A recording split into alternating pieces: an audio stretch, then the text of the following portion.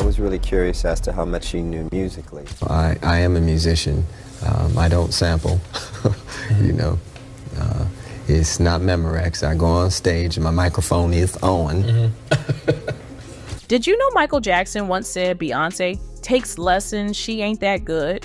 But why would the king of pop downplay one of today's biggest stars? Was it just about dance routines, or was there more to it? And what about Prince? Prince offered to teach Beyoncé piano, expressing surprise she knew about music. I was really curious as to how much she knew musically. Was this a compliment or a subtle jab? Why would Prince, a self-taught musical genius, question Beyoncé's musical knowledge? Could this have something to do with the idea of industry plants? Artists who succeed more because of their looks and connections rather than genuine talent? And what did Prince mean by criticizing modern artists for overusing samples in their music? I don't sample, you know. It's not Memorex. I go on stage and my microphone is on. Was Prince indirectly targeting Beyoncé's hit Crazy in Love? How does the issue of sampling and originality play into these disses? Kellis even called out Beyoncé for sampling her music without permission. Is this a pattern in Beyoncé's career? And speaking of copying, what about the long-standing feud with Janet Jackson? She was supposed to perform at the party, but she missed it because it was storming in New York. And so you're just saying she's irresponsible? Why did Janet Jackson accuse Beyoncé of stealing from multiple artists? Charlemagne the God once suggested Beyoncé could surpass Michael Jackson. Beyoncé, if she's not already, she's absolutely will be on that same level. She will be looked upon in the same regard, if not more, as Michael Jackson was. Was this a fair comparison, or did it disrespect MJ's legacy? All these controversies and more are what we're exploring today. Stay tuned as we dive deeper into the hidden tensions between Michael Jackson, Prince, and Beyoncé. Let's start with the story involving MC Hammer, Michael Jackson, and Beyoncé. According to MC Hammer, Michael Jackson once hailed him as the best dancer in the entire industry. You know you're the greatest dancer ever. No, Hammer. You're the greatest I've ever seen. I said, oh, no. Wow. You the greatest dancer. It ain't even close, man. You the greatest dancer. He said, Hammer, the stuff you're doing is very complicated. However, when Hammer suggested that someone else might be a better dancer, hinting at a female artist, it was clear he was referring to Beyoncé. Michael Jackson reportedly replied, "She takes lessons, she ain't that good." I threw out another name of somebody we both love. I said, Michael, no, she on our level too. He said, no, she isn't. She takes lessons. Michael Jackson's dance moves were iconic and entirely self-made. Unlike many artists who hire choreographers, MJ crafted his routines himself. His comment about Beyoncé taking lessons was a subtle jab, emphasizing that while she might be a great performer, her dances weren't original creations. Now, what cemented Michael's opinion was when, in an interview, Prince mentioned offering to teach Beyoncé piano, expressing surprise that she knew about music. I was really curious as to how much she knew musically. I was just trying to show her some chords on the piano and help her to respect the fact that if she learns piano a la Aretha Franklin and Ray Charles and things like that, I mean, the sky's the limit as to what she could do. On the surface, this might seem like an innocent comment, but Prince, known for his meticulous choice of words, knew the impact of his statements. Prince's comment wasn't just about Beyoncé's knowledge of music, it was about the authenticity of her talent. Prince, a self-taught musical genius who produced, composed, and played all his songs, hinted that Beyoncé's success was more about her looks and connections rather than genuine musical talent. This is a sharp contrast to Prince's own journey, where he honed his skills through sheer dedication and hard work. But Prince's subtle critiques didn't end there. In a 1998 interview, he spoke about the overuse of sampling in modern music, a practice he believed undermined originality. I am a musician. I don't sample, you know. It's not Memorex. I go on stage and my microphone is on. This was another indirect diss towards Beyoncé, who, along with Jay-Z, is known for heavily sampling other artists' work. One notable example is Beyoncé's hit Crazy in Love, which features extensive sampling. While sampling can be a creative tool, Prince saw it as a lack of originality, especially when artists don't properly credit the original creators. This criticism was echoed when Kellis called out Beyoncé and Pharrell Williams for sampling her music without permission on the Renaissance album. In several posts uploaded to social media in 2022, Kellis pointed out that Bey's Renaissance song, Energy, contained pieces of her 2003 hit Milkshake, and maintained she was never asked for permission. My mind is blown too, because the level of disrespect and utter ignorance of all three parties involved is astounding, she wrote. I heard about this the same way everyone else did. Nothing is ever as it seems. Some of the people in this business have no soul or integrity, and they have everyone fooled. The issue of not crediting original artists has been a recurring theme in Beyoncé's career. Beyond sampling, Beyoncé has faced accusations of taking inspiration from other artists without giving due credit. She has been accused of copying dance moves, outfits, and even music videos. Y'all remember Beyoncé's hit song, If I Were a Boy? If I were a boy. Turns out she stole this song. This #1 ballad from Beyoncé's I Am, Sasha Fierce, was written by BC Jean, who was inspired by the idea after a recent breakup. If I were a boy. After writing the song with producer Toby Gad, she started shopping the song to labels as her lead single. However, once Beyoncé's team got a sniff of it, they decided to let Miss Carter record her own version. BC was credited as the songwriter, which was bizarre to her considering she didn't intend for anyone else to sing the song. It's an amazing compliment, but I was like, that's great, but it's going to be on my album, she said in 2011. And it can be on my album too. I just didn't realize how it worked. Sounds like someone was taken for a ride. However, BC later clarified that the internet exaggerated claims that her song was stolen. The story is not as bad as everyone's saying it is, she said. It's pretty much the best breakup ever and the best experience ever, and again, it'll be on my album coming out in January. Sounds like she's not telling the full truth, but whatever the case, at least she got a huge check out of the deal. Additionally, Bey also copied her countdown music video from a Belgian dancer. Beyoncé's choreography is iconic, but considering how long she's been in the game, it's probably hard for her and her team to constantly think of new and original ideas. That's probably why they lifted inspiration from Belgian choreographer Anne-Therese de Keersmaeker. Fans made side-by-side comparison videos to illustrate exactly how much was copied.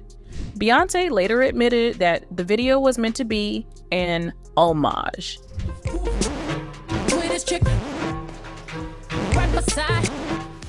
Clearly, the ballet Rosas Dance Rosas was one of many references for my video countdown, she said in a statement to the New York Times. It was one of the inspirations used to bring the feel and look of the song to life. Anne still wasn't happy about it and expected Bey's team to at least give her a heads up instead of directly stealing her work as an homage. There are protocols and consequences to such actions, and I can't imagine Beyoncé and her team are not aware of it, she said at the time. As if that's not enough, Bey allegedly stole Baby Boy from a struggling singer-songwriter. Back in 2003, artist Jennifer Armour sent a demo of her song, Got a Little Bit of Love for You, to Beyoncé's record label, Columbia Records. A few months later, she heard Baby Boy on the radio and thought the song sounded awfully familiar. She filed a lawsuit, but ultimately lost because she couldn't prove to the judge that Bey physically heard her song first. Beyoncé also allegedly stole dance moves for her Formation World Tour. Dancer and choreographer Marlon Oritz called Bey out for stealing dance moves from her troupe's show, De La Guarda. She took her grievances to social media, where she wrote in a lengthy Instagram post that while inspiration is nice, she and her struggling colleagues would at least like a little credit. Beyoncé, you have the nerve to steal exact concepts and choreography from other real creative geniuses. You stole from Breaking Surface. You stole the stomping from De La Guarda, Fuerza Bruta. It's okay to be inspired, but at least make the effort to make it your own. In any case, it seems her reputation for song stealing even persisted through her Destiny's Child days. Producer Terrence T. Rob Robinson filed a $200 million lawsuit against Destiny's Child for stealing his song Glorious, which he produced back in 2000. He showed the song to Bey's father/manager, Matthew Knowles, expecting the song to kickstart his career. Matthew disappeared with the song, and months later, Survivor was born without Terrence's name or credit. I know right now I would be one of the biggest, most sought-after producers, he said at a news conference about the alleged theft. It's unclear what became of the suit, so it was probably settled out of court. Additionally, it seems Beyoncé also lied about writing Crazy in Love. Crazy in Love is easily one of the best pop tracks of the 2000s, and according to Beyoncé, the song was the product of a genius collaboration between herself and producer Rich Harrison. The song came from me actually looking crazy one day in the studio, Beyoncé said at the time. I said, I'm looking crazy right now. And Rich Harrison, the producer, was like, that's the song. But that's not how Rich tells the story. According to him, after he played a sample of the track for Beyoncé, she then told him, I love the idea. Now write the song. I'll be back in 2 hours. Although he was hungover, he managed to write the full song and play all the instruments before Bey got back. The only thing she wrote was the bridge, which is hardly the same as writing the whole song. Now, let's talk about Irreplaceable. I wrote all the lyrics. She helped put a lot of the melodies and harmonies together. Oh, but lyrically, damn, Neo. Yeah. I wrote this for all of the women out there. Back in 2008, she came under fire when she told an audience at a concert that she wrote Irreplaceable for fellow women. Except she didn't write it, Neo did. I honestly wrote that song for myself, he said in 2011. However, a man singing it comes across a little bit misogynistic, a little bit mean. Although Bey didn't write it, Neo said he had no problem letting her take songwriting credit because she put her own spin on it. Moving on, we have the Stevie Nicks sample in Bootylicious.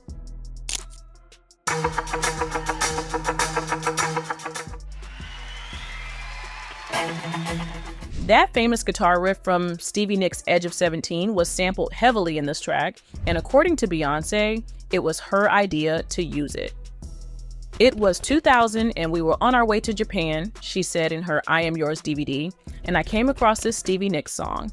Something about this guitar riff reminded me of a voluptuous woman, and I said I am gonna write a song to celebrate a woman's curves.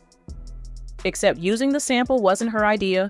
It was producer Rob Fusari's, and he wasn't happy about Bey running around town taking credit. When he saw her on Barbara Walters lying about her involvement on the track again, he had enough. I called Matthew, which was a big mistake, he told Billboard. I called Matthew and said, Matthew, like, why? He explained to me in a nice way. He said, people don't want to hear about Rob Fusari, producer from Livingston, New Jersey. No offense, but that's not what sells records. What sells records is people believing that the artist is everything. The scary thing about that exchange? Matthew was right.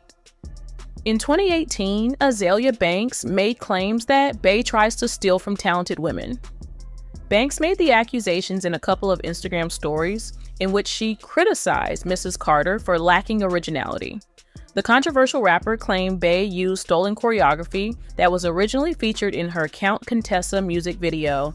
The post came after Jay-Z and Beyoncé finished their two-night On the Run 2 tour stint at MetLife Stadium. I realized that my ex-dancer Ashanti choreographed for Beyoncé and stole the original choreography Jip Jack made for Count Contessa, Banks wrote, before suggesting Beyoncé give her a job. Beyoncé needs to get over herself and just hire me. But Banks insists she isn't the only artist who's been ripped off by Bey. She goes on to say that the Lemonade singer has pushed a message of female empowerment, but has always tried to steal from talented women and try to outdo them without success. I really hope Beyoncé gets real with herself soon and humbles herself enough to accept the visions and full projects women who admire her put together for her, Banks continued. Like, we don't need any more Beyoncé thought moments. I have no clue why she wants to be a regular B. The fantasy rapper made similar accusations back in 2016 when she claimed Beyoncé exploited Black female artists. She's not an artist, she's a poacher. She takes food out of darker-skinned women's mouths and pretends to be inspired, Banks tweeted. She needs to stay under Jay-Z's foot where she belongs and stay out of the creative woman's way. Another person who has undergone through the same thing is songwriter Tiffany Red. I think Beyoncé is a brilliant artist. I also think that Beyoncé is a hypocrite. Tiffany Red has been speaking out against the music industry, particularly Beyoncé, for claiming credit for songs she didn't actually write. Tiffany has a notable track record, having worked with big names like Jennifer Hudson and Fantasia. She's fed up with the artists like Beyoncé getting all the glory and money, while songwriters like herself struggle to make a living. It's especially irksome that Beyoncé, who didn't contribute to the songwriting process, still gets a hefty share of the royalties.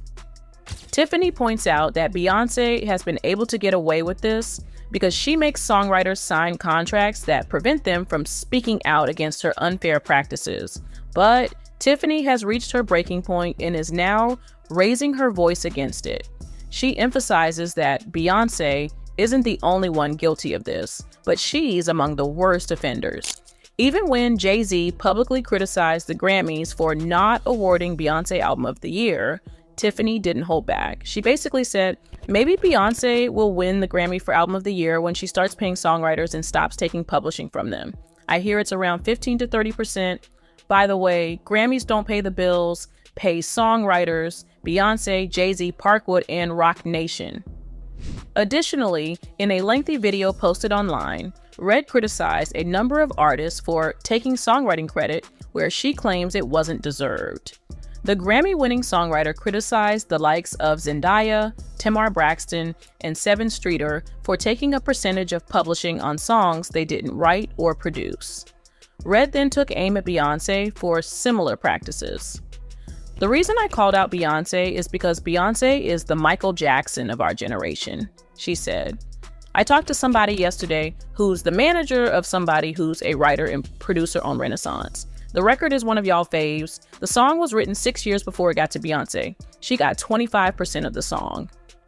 I spoke to another writer who wrote and sang on one of y'all favorite songs. Credit not right, his business all effed up. Beyoncé was on tour last year with that record with that person's vocals. She then added, the reason why people who work for Beyoncé don't talk is they're all on NDAs, because that's how she works. She silences people so that nobody can speak. She also wrote on X, my hope is that on Act LL, Beyoncé will pay songwriters a songwriter fee and master points and not take publishing or songwriting credit on any song she did not write. In any case, Beyoncé's copycat ways go beyond music to style. You see, a few months ago, Erykah Badu was raising eyebrows with a post that had fans questioning if she was throwing shade at Beyoncé for stealing her style, or was she also suggesting that Beyoncé keeps stealing from other artists and should be stopped? Okay, what had happened was Erykah Badu posted a photo of Beyoncé performing at her tour in East Rutherford, New Jersey, and captioned the photo of Bey's outfit, which featured a dramatic top hat. She also posted a picture of herself wearing something similar and captioned her photo, I guess I'm everyone's stylist's favorite chrome mirror hat. So, it's clear that Erykah has done the most with over-the-top hats through the years. Whether she's on stage or on a red carpet, she has been known to sport a towering fascinator. But does that mean that when Beyoncé wore a similar hat, she was biting her style? Well, a lot of people reacted to Erykah's post by saying she was reaching. Plus, Beyoncé has been wearing those hats for years, and this time it was probably just metallic to match the Renaissance theme. Some people also pointed out that maybe Erykah should be reminded that artists like Beyoncé have numerous stylists who put such stuff together, and whenever things are similar or look inspired, it rarely has anything to do with the artist directly. In addition, a lot of people also didn't see a problem even if Beyoncé actually got her inspiration from Erykah. Other people pointed out how mean it was for Erykah to be shading Beyoncé, yet Bey has been shouting her out for being one of the greats. Now, what y'all don't know is that Erykah didn't just do the stories out of the blue. When Beyoncé posted a couple of photos on the gram wearing the same hat, Erykah commented, "I'm flattered," and many people said that the comment had some negative energy attached to it. Then Erykah posted the Insta stories and did a whole reel on her page about how the chrome hat is her favorite hat. Initially, it looked like people were just trying to stir something up, but after Erykah's several posts, it really looked like she believed that Beyoncé was copying her style. And, it's also possible that Beyoncé actually wore the hat intentionally to copy Erykah. Additionally, in 2015, Serbian pop star Jelena Karlusa made headlines around the world when she accused Beyoncé of copying her style. Karlusa had previously called out Kim Kardashian for allegedly copying her look. When she came for Beyoncé, the pop star posted various side-by-side comparison shots of similar outfits they have worn over the years. Karlusa even wrote on her Instagram, "It's called originality. You should try it sometime." This lack of acknowledgement is seen as disrespectful by many in the industry.